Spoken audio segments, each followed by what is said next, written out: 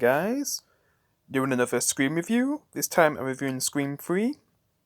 So I'd probably say this is the most underrated one out of all the Scream movies. Because people tend to look down on this one. Because for me, Scream 2, for the most part, is kind of boring. I mean, yeah, Scream 3 has some boring moments as well, but I'm still more entertained and I pay more attention to Scream 3 than 2, really. It's just, yeah. It's just too.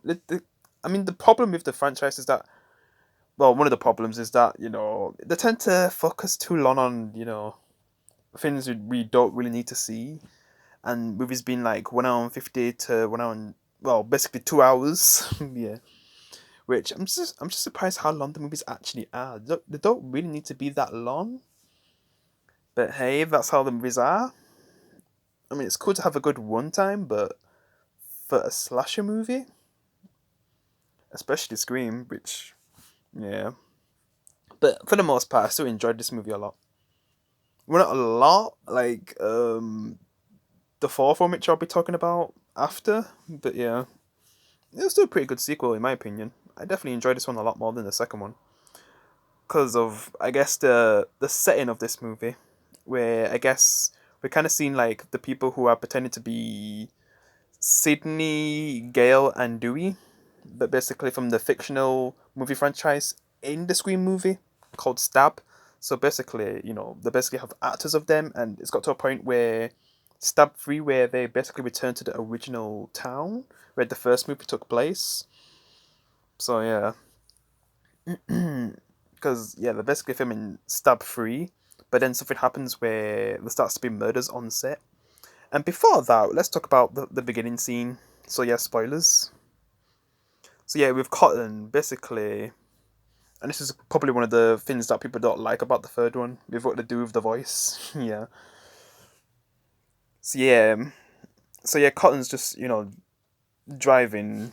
He's kind of stuck in traffic, but then he gets a call from his wife. But it's actually not his wife. It's actually the new Ghostface killer, because he's basically using like some voice changes, so it sounds like his wife. Which, yeah, going into the fourth one, they didn't really bring that back. That was kind of weird. Like, this killer can literally sound like anyone, like literally anyone. Like, it was such a strange thing. I mean, then he eventually goes back to his real voice, the voice that we all love and know.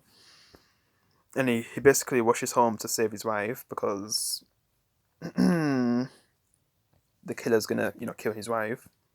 Because basically he's trying to find out where Sydney is. Cotton doesn't really answer. So he says that he's gonna kill his wife. So that's when he goes back home. But then I guess the new Ghostface killer tries to kill his wife, pretends to be Cotton. She just gets scared and hides in like a wardrobe or something. And then when Cotton comes back, the wife attacks Cotton because, the wife thinks like Cotton was trying to kill her, but she knocks out Cotton. The wife gets killed by Ghostface. Then Ghostface kills Cotton for not really revealing what he wanted. And then that's when we see what's been going on with Sydney. She's been in like this. She's basically in this faraway place. She does like drugs and stuff. Then it gets to a point where she finds out that the murders are happening again, because she was kind of doing like this helpline thing to help out people who are like in bad situations. But then she kind of gets contacted by the Ghostface killer as well, and she checks the news of what's going on, that the kills are starting again and stuff. Well, she basically finds out about Cotton's death, and then with the studio, there's like a death who plays, like, is it the person who plays? It's not Sydney. It's the other one. Yeah, who dies in the first movie. Yeah. Basically, the actor of her dies, and that's when the whole gang end up in the movie studio. We kind of get a few cameos. Some from Star Wars, some from one of my favorite comedy movies, some cool stuff like that. Yeah, like Princess Leia, basically. Yeah, some pretty cool stuff. Also, I guess Dewey's been staying with a girl in like his basically inside the trailer with his Gale actor, because there's like an actor who plays as Gale who acts kinda like her. You could say nearly like her. I mean, she's probably like one of the best characters in this movie. Yeah, and in a script, like she's supposed to die in the movie. Yeah, because I guess Stab kind of got a bit fictional with their stuff. Yeah, those basically gonna kill off Gale in the Stab movie, not Scream, the Stab movie. Yeah. But yeah, I did like her. She was entertaining. But yeah, it got to a point where they started attacking him again. They kill one of the actors in like an explosion. The rest of them, I guess, go to like this mansion, and that's probably the best part of the movie. Yeah, the mansion part. Yeah, 'cause that's basically going into the third act as well. Like that scene's that's just the funniest part of the movie, definitely. So even if you're someone who doesn't really like Scream 3, you gotta say like the mansion part was probably like the funniest part of the movie. Yeah. Since that's where all the characters end up, and the big reveals happen as usual. And with who the Ghostface killer is, because we do meet someone who's like a director, an upcoming director, and he's basically the one who's making Stab 3. And basically all of his cast are getting killed, but you wouldn't think it'd be the guy who's actually trying to, make a movie, and his cast are getting killed, but it's revealed that he's actually the killer, and he's also related to Sydney, like brother or something. He's like a brother, but he basically got cast out. Yeah, that kind of story. And he basically wants revenge on Sydney for his mother not really caring about him or something like that. Because Sydney's kind of haunted by her mother through this whole movie, like, and that's just a bit random. Yeah, wouldn't we have seen stuff like this back in the second one than just the third one? Yeah. I mean, that was kind of a random storyline anyway. If what was doing with the mother being like a ghost to Sydney. Yeah. Having nightmares about her mother. Yeah. And as for Dewey and Gale, I guess they're like kind of arguing a little bit in this movie.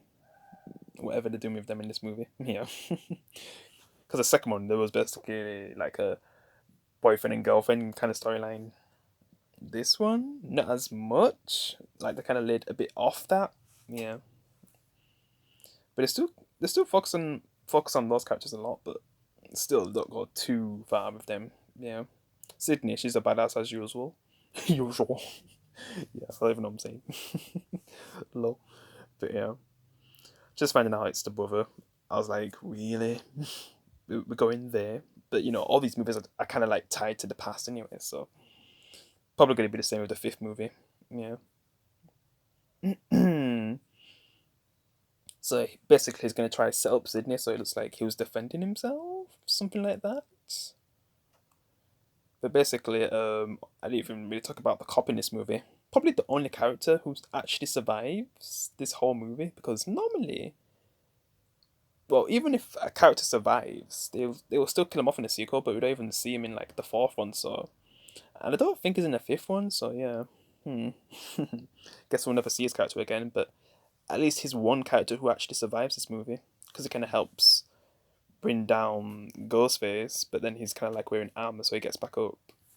When Signey takes him down, and backup arrives, they try to shoot him, but he's wearing bulletproof armor, so it doesn't really hurt him. So Signey just shoots him in the head, the usual, the double tap. Yeah, and yeah, that's how they take out the killer. Yeah, it kind of sucks that they kind of kill off all the Stab actors, basically. I mean, because that mansion part was a lot of fun, though. And just seeing, the killer just going after him. It kind of sucks to kill off the Gale clone. Gale clone. I don't even know what to call it. I mean, I could say a real name, but yeah. It kind of sucks to kill off all of them, but yeah, I really enjoyed that mansion part. Definitely the best part of the movie. And it sucks that it was in the third act as well. But yeah, I'd definitely say it's a good sequel. Better than the second one, in my opinion. I mean, it's not like really good like the fourth one that I'm going to talk about, but yeah. So yeah, guys, that's my review of Scream 3. Hope you enjoyed it. I'll see you in the next one. Peace.